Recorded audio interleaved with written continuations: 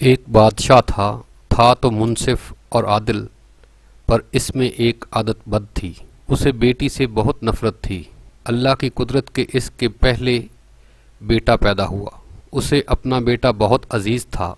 बहुत नाजो नाम और लाडो प्यार से उसकी परवरिश हो रही थी। चंद साल बाद मलका फिर उम्मीद से हो गई। विलादत के दिन करीब थे, लेकिन बादशाह सलामत को किसी दूसरे बादशाह की दावत पर मुल्क से बाहर जाना पड़ा। जाने से पहले बादशाह ने मलका को हुक्म दिया कि मैं कहीं जा रहा हूँ, अगर मेरे आने से पहले विलादत हुई, लड़का हुआ तो ठीक, लेकिन अगर लड़की हुई तो उसे हलाक कर देना। बादशाह चला गया। चंद हफ्ते बाद उसके यहाँ लड़की की विलादत हुई। औलाद माँ को बहुत प्यारी होती है। मलका रोने लगी कि ए अल्लाह, अब मैं क्या करूं। विलादत के वक्त एक दाई मौजूद थी जो मलका की हालत ज़ार देख रही थी। अल्लाह ने उसके दिल में रहम पैदा किया। उसने मलका से कहा, ए मलका, आप दिल छोटा मत कीजिए, मैं यहाँ से सबके सामने बच्ची को हलाक करने के बहाने ले जाऊंगी, पर मैं यहाँ से उसे अपने घर में ले जाकर पालूंगी। अगर आप किसी तरह से बच्ची के लिए खर्च वगैरह भेजती रहेंगी तो आपकी बच्ची खुशहाल और आसूदा होगी, वगरना मुझ गरीब को जो नसीब उससे उसे भी पालने की कोशिश करूंगी। मलका ने कुछ सोना चांदी जेवर वगैरह बच्ची के वास्ते थमा दिए। बच्ची को उसके हवाले किया। महल में ये बात फैल गई कि दाई ने बच्ची को ले जाकर हलाक कर दिया है, जबकि दाई ने शहजादी को अपने घर लाकर पूरे नाजो नाम से उसकी परवरिश शुरू कर दी। जब बादशाह अपने सफ़र से वापस आया तो उसे यही अहवाल सुनाया गया कि आपके जाने के बाद बच्ची की विलादत हुई और आपके हुक्म के मुताबिक उसे हलाक कर दिया गया। बादशाह अपनी बदआदती के बायस खुश हुआ। दाई ने लोगों के सामने शहजादी को अपनी नवासी जाहिर किया। कभी कभार बादशाह से छुप छुपा के शहजादी को लाती और मलका अपनी बेटी को देखकर इसकी ममता को कुछ करार मिलता और वो दाई को सोना चांदी अपनी बेटी की निगहदाश्त के वास्ते दे दिया करती। चूँकि शहजादी की परवरिश अच्छे तरीके से हो रही थी, इसलिए खूब कद काट निकाली। खूबसूरत थी, इसलिए जवान होते ही दुनिया के सामने शहजादी ना होते हुए भी शहजादियों की तरह दिखने लगी। एक दिन बादशाह की सवारी शहर से गुजर रही थी। उसी वक्त शहजादी और दाई भी उसी रास्ते से गुजर रही थीं। बादशाह की नज़र शहजादी पर पड़ी। पूछा, ये कौन है? वज़ीर ने कहा, ये इस बेचारी औरत की नवासी है। बादशाह ने हुक्म दिया, मुझे ये बहुत पसंद आई है, कल इसके घर मेरे लिए रिश्ता लेकर जाना। चूँकि हकीकत का किसी को पता नहीं था, इसलिए दूसरे दिन वज़ीर, वकील वगैरह दाई के घर बादशाह के लिए इसकी नवासी का हाथ मांगने गए। अब दाई के औसान ख़ता हो गए कि या अल्लाह, अब क्या करूं? उसने साफ इनकार करते हुए कहा, मैं एक गरीब हूं, मेरी नवासी बादशाह के लायक नहीं और ना ही बादशाह का किसी गरीब से रिश्ता जोड़ना सही है, इसलिए दोबारा इस सिलसिले में मेरे घर मत आइएगा। बादशाह खुद तो नहीं आया, लेकिन दाई के घर रिश्ते के लिए बहुत से बंदे भेजे। सब ने दाई को बहुत मिन्नत समाजत की, लालच दिए, धौंस और धमकी दी, लेकिन दाई टस से मस न हुई। तब बादशाह ने हुक्म दिया कि दाई को पकड़ के खूब सजा दे ताकि वो रिश्ते के लिए मान जाए। सिपाही दाई को पकड़कर बादशाह के सामने लाए और उन्होंने उसे खूब कूट कूट कर पीटना शुरू किया। सिपाहियों ने दाई को कपड़े की तरह निचोड़ के रख दिया। बेचारी पहले से ही दो हड्डियों पर थी, इतनी मार बर्दाश्त न कर सकी और बादशाह के सामने चीख पड़ी, बादशाह सलामत, ये कोई और नहीं बल्कि आपकी बेटी है। मैंने उसे हलाक करने की बजाय ले जाकर अपने घर में इसकी परवरिश की है। अब बादशाह को एहसास हुआ कि वो क्या गलती करने जा रहा था।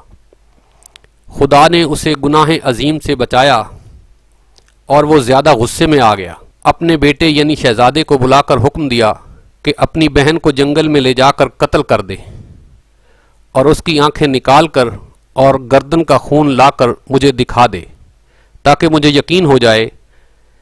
शहजादा परेशान हुआ कि वो कैसे अपने हाथों से अपनी बहन को कत्ल करे। इसकी आंखें निकाल ले और इसकी गर्दन का खून लाकर बाप को दिखा दे। उसे किसी सूरत ये गवारा न था, अगरचे उसे अपनी बहन के मुताल्लिक अब मालूम हुआ, लेकिन उसे पता था कि बादशाह हर सूरत अपनी बेटी को हलाक करना चाहता है। अगर उसने उसे कत्ल नहीं किया तो बादशाह दोनों को हलाक कर देगा। मजबूर होकर अपनी बहन को साथ लेकर जंगल की तरफ चल पड़ा। जब दोनों जंगल पहुंचे तो भाई की मोहब्बत बहन के लिए जोश में आ गई। बहन से कहा कि मैं किसी सूरत तुम्हें अपने हाथों से कत्ल नहीं कर सकता, मैं तुम्हें यहीं छोड़ देता हूँ। आगे तुम्हारी किस्मत कि तुम्हें दरिंदे खा जाएं या तुम बचकर कहीं और निकल जाओ। लेकिन बहन ने भाई का हाथ पकड़कर कहा, नहीं भाई, तुम मुझे कत्ल कर दो, मेरी आंखें और खून ले जाकर बाप को दिखा दो, नहीं तो वो तुम्हें मार देगा, जो मुझे किसी सूरत गवारा नहीं। दोनों भाई बहन एक दूसरे के गले लगकर रो पड़े। आखिर किसी तरह भाई ने बहन को मना लिया। शहजादी आंसू बहाते हुए घने जंगल की तरफ जाने लगी। आखिरी बार पलटकर भाई को देखा और जंगल में घुस गई। उसके बाद शहजादे ने इधर उधर से ढूंढकर एक हिरन का शिकार किया, उसके गर्दन का खून निकाला और आंखें निकालकर ले जाकर बादशाह को दिखा दी। बादशाह ने आईना मंगवाया, उसमें उन आंखों को और अपनी आंखों को गौर से देखा। जब इसको यकीन हो गया कि आंखों का रंग एक ही है, तब उसे तसल्ली हुई। मलका ने किसी तौर शहजादे को बुलाकर इससे बेटी के मुताल्लिक पूछा। शहजादे ने माँ के सामने सारा अहवाल गोश गुजार कर दिया। मलका ने मुंह आसमान की तरफ करके हाथ ऊपर उठाए और बेटी के लिए दुआ मांगी कि ऐ अल्लाह, तू मेरी बेटी की हिफाजत कर, उसे अपने अमान में रख और उसे किसी अच्छी जगह पार लगा। अब आगे शहजादी का किस्सा सुनिए। शहजादी जंगल में रहने लगी और भूख मिटाने के लिए जंगली फल फूल बूटे खाकर अपना वक्त गुजारने लगी। इसी दौरान बहुत सा वक्त गुजर गया। झाड़ियों कांटों से उलझकर उसके बोसीदा कपड़े तार तार हो गए। आखिरकार उसके बदन पर कोई कपड़ा न रहा। एक दिन किसी और मुल्क का बादशाह अपने लाओ लश्कर के साथ इसी जंगल के रास्ते से गुजर रहा था। इत्तेफाकन बादशाह उसी तरफ जा निकला जिधर शहजादी थी। जब शहजादी की कानों में किसी घोड़े के कदमों की आहट पड़ी तो जल्दी जल्दी किसी घने दरख्त पर चढ़ गई और उसके बड़े बड़े पत्ते तोड़कर अपनी सतरपोशी करके छुप के बैठ गई। बादशाह भी आके उसी दरख्त के नीचे ठहर गया। दरख्त घना और सायादार था। एक तरफ अपने घोड़े को बांधा और दरख्त के साये में कपड़ा बिछाकर थोड़ी देर सस्ताने की खातिर लेट गया। क्योंकि उसका मुंह आसमान की तरफ था और वह अपने ख्यालों में गुम था, उसकी नज़र दरख्त के घने पत्तों में पोशीदा किसी हैयत पर पड़ी। वो उछलकर खड़ा हो गया और बुलंद आवाज से कहने लगा, ए अल्लाह की मखलूक, तुम कोई परी हो, फरिश्ता हो, जिन हो या कोई इंसान, जो भी हो अपने आप को जाहिर करो, मैं तुम्हें कोई नुकसान नहीं पहुंचाऊंगा। शहजादी ने पुकार कर कहा, ए मुसाफिर, मैं एक लाचार लड़की हूँ, मेरे जिस्म पर कपड़े के नाम पर कुछ भी नहीं है। अगर तुम अपने नीचे बिछे चादर को मेरी तरफ फेंक दो ताकि मैं उसे ढांप कर नीचे उतरूं और तुमसे बातचीत करूं। बादशाह ने अपने नीचे बिछे कपड़े को उठाया, उसका गोला सा बनाकर उसकी तरफ फेंका। शहजादी ने इस कपड़े से अपने जिस्म को खूब अच्छी तरह ढांपा और किसी न किसी तरीके से दरख्त से उतर गई। जब बादशाह ने शहजादी को देखा तो इसके हवास गुम हो गए। उसके पूरे मुल्क में कोई इतनी खूबसूरत लड़की नहीं थी।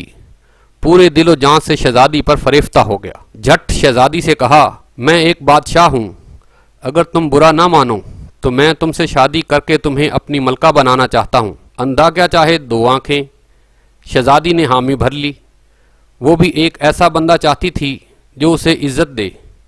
बादशाह खुशी खुशी शहजादी को लेकर अपने मुल्क रवाना हो गया। अपने मुल्क पहुँचते ही बादशाह पहले वज़ीर के घर जा पहुंचा और उससे कहा, ऐसा समझो कि ये तुम्हारी बेटी है। मैं कल रिश्ता मांगने आऊँगा और शादी ब्याह रचाकर अपनी अमानत यहाँ से अपने महल ले जाऊँगा। वज़ीर ने आदाब बजाकर कहा, बादशाह सलामत, आप पूरी तरह से तसल्ली रखिए, ये आपकी अमानत है और मेरी बेटी। जब आपका दिल चाहे इसे ब्याह कर ले जाइए। बादशाह शहजादी को वज़ीर के घर छोड़ आया। अगले दिन वकील काजी बादशाह का रिश्ता लेकर वज़ीर के घर पहुँचे। वज़ीर ने रिश्ता के लिए हाँ कर दी। 1-2 दिन बाद मंगनी हो गई। बादशाह शहजादी के इश्क में सब कुछ भूल चुका था। जल्द ही शादी का न्योता भेजा और शहजादी को ब्याह कर अपने महल लाया। बादशाह और शहजादी अपनी शादी से बहुत खुश थे। इस दौरान बादशाह ने शहजादी से उसके मुताल्लिक कुछ नहीं पूछा था। चंद साल बाद उसके यहाँ बेटे की विलादत हुई। बादशाह बहुत खुश था। उसने शहजादी से, जो अब मलका बन गई थी, पूछा, अब जबकि अल्लाह ने हम दोनों को औलाद नरीना से नवाजा, तुम अब एक बेटे की माँ बन गई हो, अब मुझे बताओ कि तुम कौन हो, किसकी बेटी हो और किस जगह से तुम्हारा ताल्लुक़ है। शहजादी ने किसी तरीके से बादशाह को टाल दिया। माहो साल गुजरते चले गए। बादशाह के यहाँ दूसरे बेटे की विलादत हुई। बादशाह ने दोबारा शहजादी से पूछा। शहजादी से वही सवाल दोहराया। शहजादी ने फिर बादशाह को टाल दिया। आखिरकार उनके यहाँ जब तीसरे बेटे की विलादत हुई तो इस मौके पर बादशाह ने शहजादी की हकीकत मालूम करने के लिए बहुत दबाव डाला। आखिरकार शहजादी मान गई और बादशाह को हकीकत बताई कि वो फ़लाँ मुल्क के बादशाह की बेटी है। बादशाह को किस तरह बेटियों से नफ़रत थी, उसने किस तरह मुझे मारने का हुक्म दिया और दाई ने मुझे किस तरह बचाकर अपने घर में परवरिश की। बादशाह ने किस तरह मुझे देखा, फिर किस तरह अपने भाई के हवाले करके कत्ल करने का हुक्म दिया। मैं इस तरह जंगल में ख्वार ज़िंदगी गुजारने लगी। वहाँ तुमने मुझे देखा, मुझे अपने साथ लेकर आए और मुझसे शादी की। बादशाह ने जब शहजादी की दुख भरी कहानी सुनी तो उससे कहा, अपने आप को तैयार करो, मैं तुम्हें तुम्हारे माँ बाप के घर ले जाऊँगा। शहजादी ने बहुत मिन्नत समाजत की कि मुझे मेरे जालिम बाप के सामने मत ले जाओ, वो मुझे कत्ल कर देगा। लेकिन बादशाह नहीं माना। आखिरकार वो मजबूर होकर अपने माँ बाप के घर यानी मैके जाने के लिए तैयार हो गई। बादशाह ने पूरे जाहो जलाल और तुम तराक से एक बड़े लश्कर के साथ शहजादी और तीनों बेटों को भेजा, लेकिन खुद कुछ मुल्क के ज़रूरी कामों की वजह से रुक गया। अपने वज़ीर, वकील और काजी को शहजादी के साथ कर दिया और कहा कि तुम लोग मलका को लेकर रवाना हो जाओ। मैं पहली, दूसरी या तीसरी मंजिल पर तुम लोगों से ज़रूर आके मिलूँगा। वज़ीर, वकील और काजी शहजादी को लेकर लाओ लश्कर के साथ उसके माँ बाप के मुल्क की तरफ रवाना हो गए। शाम होते होते उन्होंने पहले मंजिल पर पहुंचकर पड़ाव डाला। खादमों ने शहजादी का खैमा तैयार किया। तब शहजादी ने देखा कि वज़ीर का खैमा भी उसके खैमे के बिल्कुल करीब खड़ा किया गया है। शहजादी ने वज़ीर को बुलाकर उससे पूछा, ए वज़ीर, तुम जानते हो कि मैं एक बादशाह की बेटी और एक बादशाह की बीवी हूँ, तुम अपना खैमा यहाँ से दूर लगवा दो। वज़ीर ने कहा, मलका साहिबा, बादशाह ने हमें आपकी हिफाजत की खातिर आपके साथ रवाना किया है। अगर आप या आपके बच्चों को कुछ हो गया तो मैं बादशाह को क्या जवाब दूंगा। शहजादी ने कहा, मुझे कुछ नहीं होगा, पर तुम अपना खैमा यहाँ से दूर कहीं और लगवा दो। लेकिन वज़ीर नहीं माना। खैमे लग गए, खाना वगैरह खाया गया, रात हो गई थी, थके हारे लोग सो गए। वज़ीर के दिल में खोट था, उसे नींद नहीं आ रही थी। आखिर आधी रात को उठा और शहजादी के खैमे में दाखिल हो गया। शहजादी पहले से ही भांप चुकी थी कि वज़ीर बदजात की नीयत में खोट है। आहट पाकर शहजादी जाग गई। देखा कि वज़ीर है तो उसे ललकार कर बाहर निकलने को कहा, लेकिन वज़ीर आगे बढ़ने लगा। शहजादी ने कहा, ए बदजात वज़ीर, तुम जानते हो कि मैं एक बादशाह की बेटी हूँ और एक बादशाह की बीवी भी। ना मैंने बुराई की है और ना किसी का बुरा चाहा है। मुझे मखलूक के सामने बदनाम मत करो। और मेरे खैमे से निकल जाओ। लेकिन बेगैरत वज़ीर नहीं टला। जब शहज़ादी ने देखा कि वज़ीर किसी सूरत नहीं मान रहा तो उसने अपने बेटे को वज़ीर के सामने किया कि तुम्हें इस बच्चे की सर की कसम इस तरह मत करो, इसे अल्लाह रसूल के वास्ते दिए। कुरान की दुहाई दी, लेकिन बदकिरदार वज़ीर के दिमाग में शैतान पूरी तरह से घर कर चुका था और वो आगे बढ़ा और तलवार निकाल कर एक ही वार से बच्चे का सर धड़ से अलग किया। शहज़ादी समझ गई कि बदज़ात वज़ीर बिल्कुल भी नहीं टलेगा। उसने वज़ीर से कहा, तुम अब बिल्कुल भी नहीं टलोगे। मैं एक पाक दामन औरत हूँ, इस वक्त भी वज़ू में हूँ। मुझे इतना मौका दो कि मैं अपने वज़ू को तोड़ कर आ जाती हूँ, तब तुम्हारा जो दिल चाहे वो करो। वज़ीर ने कहा, जाओ और जल्दी आ जाना। शहज़ादी खैमे से बाहर निकल गई। भागती हुई वहाँ से दूर एक बड़े झाड़ी के पीछे छुप गई। वज़ीर कुछ देर इंतज़ार करने के बाद उसे ढूंढने निकल गया। इधर उधर तलाश करने लगा, लेकिन नाकाम रहा। सुबह होने वाली थी। आखिर थक हार कर दोबारा शहज़ादी के खैमे में दाखिल हो गया। बच्चे की लाश उठाकर कहीं दूर दफन किया और अपने खैमे में आकर घुस गया। सुबह बहुत देर के बाद शहज़ादी अपने खैमे में दाखिल हो गई। अपने मकतूल बेटे को ना पाकर रोने लगी। लश्कर दोबारा रवाना हो गया। चलते चलते शाम तक दूसरी मंजिल पर जा पहुँचे। खादमों ने शहज़ादी का खैमा तैयार करना शुरू किया। शहज़ादी ने देखा कि वज़ीर ने आज अपना खैमा बहुत दूर खड़ा करवाया है, लेकिन थोड़ी देर बाद देखा कि खुद्दाम एक और खैमा उसके खैमे के करीब तैयार कर रहे हैं। पूछा, ये किसका खैमा है? खुद्दाम ने जवाब दिया कि वकील का खैमा है। शहज़ादी ने वकील को बुलवाया और कहा कि मैं एक औरत हूँ, तुम अपना खैमा मेरे खैमे के करीब से हटवा दो, ये अच्छी बात नहीं है। वकील ने कहा, ए मलका, बादशाह सलामत ने मुझे आपके साजो सामान की हिफाजत के लिए आपके हमराह कर दिया है और पुरजोर ताकीद की है।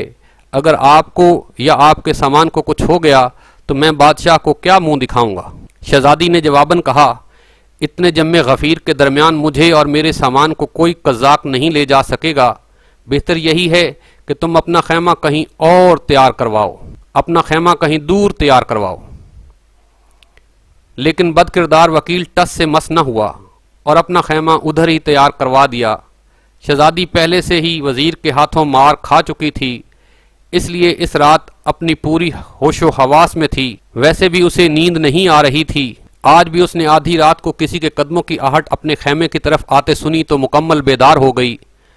जब उसने देखा कि आने वाला वकील है तो उसे ललकारा, खबरदार, मेरे खैमे में दाखिल होने की तुम्हारी हिम्मत कैसे हुई?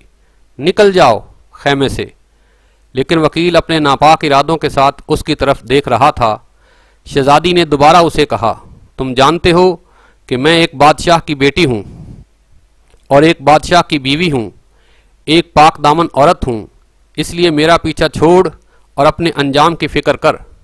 लेकिन बदकिरदार वकील कहाँ टलने वाला था, वो आहिस्ता आहिस्ता उसकी तरफ बढ़ने लगा। शहज़ादी समझ गई कि यह बदजात भी नहीं टलने वाला। उसने अपने दूसरे बेटे को उसके सामने किया और उसे दुहाई दी कि इस मासूम के सर की कसम, मेरा पीछा छोड़ और निकल जा यहाँ से। लेकिन वकील ने भी तलवार से वार करके इसके दूसरे बेटे का सर तन से जुदा कर दिया।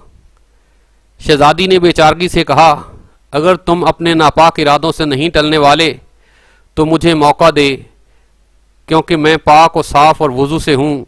मुझे कुछ वक्त दे ताकि मैं खुद को नापाक कर दूँ, इसके बाद जो तुम्हारा दिल चाहे करो। वकील ने उसे जाने की इजाज़त दी। शहज़ादी खैमे से निकल गई। आज भी शहज़ादी में जितनी हिम्मत थी निकल भागी और जहाँ तक उसके कदमों ने साथ दिया भागी और आखिरकार थक हार कर एक बड़े झाड़ी के पीछे जाकर छुप गई। वकील ने जब देखा कि शहज़ादी अभी तक नहीं आई तो उसके पीछे निकल पड़ा। इधर उधर भाग दौड़ करके उसे बहुत ढूंढने की कोशिश की, लेकिन नाकाम रहा। अब उसे डर लगने लगा कि बच्चा भी जान से गया और शहज़ादी भी भाग निकली। अगर किसी ने बादशाह को खबर कर दी तो वो मुझे खोलते तेल में तिल देगा। वकील जल्दी जल्दी वापस आया, मरे हुए बच्चे को उठाकर कहीं दूर दफन किया और अपने खैमे में जाकर सोता बन गया। जब सुबह की पौ फूटी तो शहजादी आहिस्ता आहिस्ता अपने खैमे में दाखिल हो गई। देखा कि दूसरे बेटे की लाश भी नहीं है। समझ गई कि बदकिरदार वकील ने उसे ठिकाने लगा दिया है। बेचारी किस पर एतमाद करती, इसलिए चुप रही। लश्कर फिर शहजादी के बाप बादशाह के मुल्क की तरफ रवाना हो गया। आज शहजादी अकेली एक बेटे के साथ गमों का अंबार लिए ऊंट पर सवार थी। जब तीसरी मंजिल पर पड़ाव डाला तो आज वजीर और वकील ने अपने खैमे शहजादी के खैमे से बहुत दूर खड़े करवाए। वो शर्मिंदा शर्मिंदा शहजादी के सामने आ ही नहीं रहे थे। हैरान और परेशान थे कि जब बादशाह को पता चलेगा तो उसे क्या जवाब देंगे। आज जैसे ही शहजादी का खैमा खड़ा कर दिया गया तो देखा कि काजी साहब अपना खैमा उसके खैमे के सामने तैयार करवा रहे हैं। शहजादी ने उसे भी बतेरा समझाने की कोशिश की, लेकिन काजी बदजात भी टलने वालों में से नहीं था। आज की रात भी शहजादी के लिए क़यामत की रात थी। वो समझ चुकी थी कि काजी बदजात भी इन दोनों से किसी तौर कम नहीं। आज रात तो शहजादी बिल्कुल भी नहीं सोई, बैठी रही। जब रात आधी से ज़्यादा गुजर गई तो देखा कि काजी भी खरामा खरामा खैमे में दाखिल हो रहा है। शहजादी ने उसे भी बतेरा समझाने की कोशिश की, बहुत मिन्नत समाजत की, खुदा और रसूल के वास्ते दिए।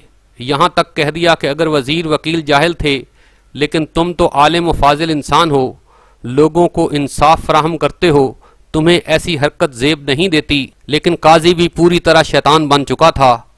उस पे इन बातों मिन्नत समाजतों का कोई असर नहीं हुआ। शहजादी ने देखा कि ये भी नहीं टलने वाला, तो इस ख्याल से कि शायद इसके दिल में रहम पैदा हो जाए, अपने तीसरे सबसे छोटे बेटे को उसके सामने कर दिया। उसकी दुहाई दी, वास्ते दिए, लेकिन काजी तो इन दोनों से भी 2 हाथ आगे था। काजी बदबख्त को भी रहम ना आया और मासूम बच्चे का सर कलम कर दिया। शहजादी ने उसे भी यही कहा कि मैं पाक व साफ हूँ, वज़ू से हूँ, मुझे मौका दो ताकि अपना वज़ू तोड़ दूँ, इसके बाद जो तुम चाहो करो।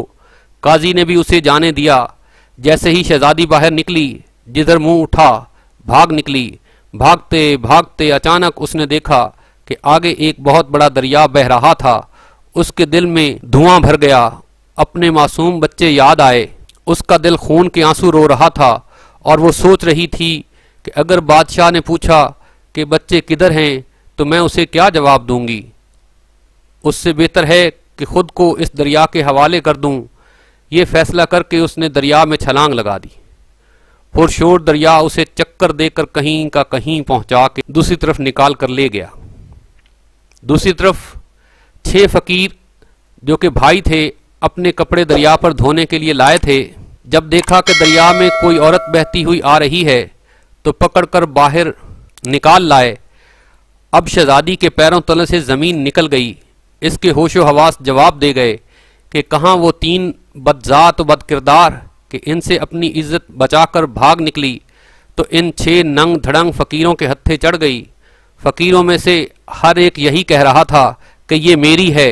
आखिर सलाह यही ठहरी कि उसे बाप के पास ले जाएंगे, वो जिसका कहे ये औरत उसी की है।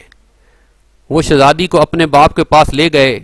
उनका बाप एक ज़ीरत और अक्लमंद इंसान था।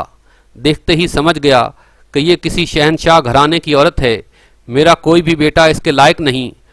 इसी वजह से उसने अपने बेटों को समझाया, ऐ मेरे बेटे, तुम 6 भाई हो, तुम्हारी कोई बहन नहीं है, इसे अपनी बहन बना लो। तुम 6 भाई और 7वीं तुम्हारी ये बहन, इसकी खूब निगहदाश्त करो।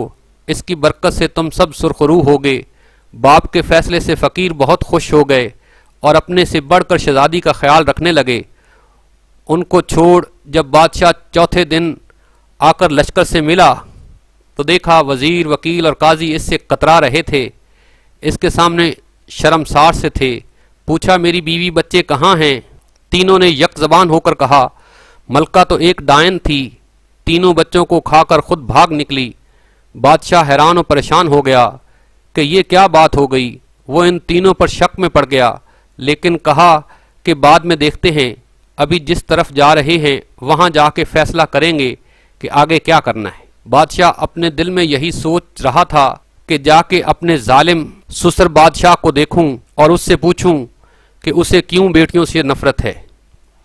उसको जुल्म सितम की वजह से उसकी बेटी डायन बन गई और अपने बच्चों तक को खा गई। चलते चलते उन्होंने एक बड़े दरिया को पुल के जरिए पार किया और अपनी मंजिल की तरफ रवाना हो गए। उधर शहजादी फकीरों की बहन बनकर रहने लगी। उसे इधर उधर से सुनगुन मिल गई और समझ गई कि अपने बाप बादशाह के मुल्क में पहुंच गई है। उसे पता था कि उसके बाप को किस्सा सुनने का बहुत शौक है। उसने अपने फ़कीर भाइयों से कहा कि जाके बादशाह को बता दो कि हमारी बहन एक किस्सा गो है, क्या वो उसे शाही किस्सा गो के तौर पर मुलाजमत देगा या नहीं। फ़कीरों ने बादशाह के दरबार तक रसाई हासिल करके इसको ये गोश गुजार कर दिया कि हमारी एक बहन है जो बहुत अच्छी किस्सा गो है, अगर उसे पसंद हो तो उसे किस्सा सुनवाने के लिए लेकर आएं। बादशाह ने उन्हें इजाज़त दे दी और कहा कि अगर उसके किस्से पसंद आए तो वो उसे शाही किस्सा गो रख देंगे। शाम को फ़कीर शहजादी को लेकर बादशाह के दरबार में हाजिर हुए। शहजादी नकाब में थी और दरमियान में भी पर्दा हायल था। उसने बादशाह के लिए एक किस्सा सुनाया जो बादशाह को बहुत पसंद आया। उसने खुश होकर फ़कीरों को बहुत इनाम व इकराम दिया। फ़कीर इनाम व इकराम लेकर बहन के हमरा वापस घर आए। वो पहले ही भीख मांगने से बेजार थे, इसलिए बहुत खुश थे। शहजादी हर रात आकर बादशाह को एक नया किस्सा सुनाती।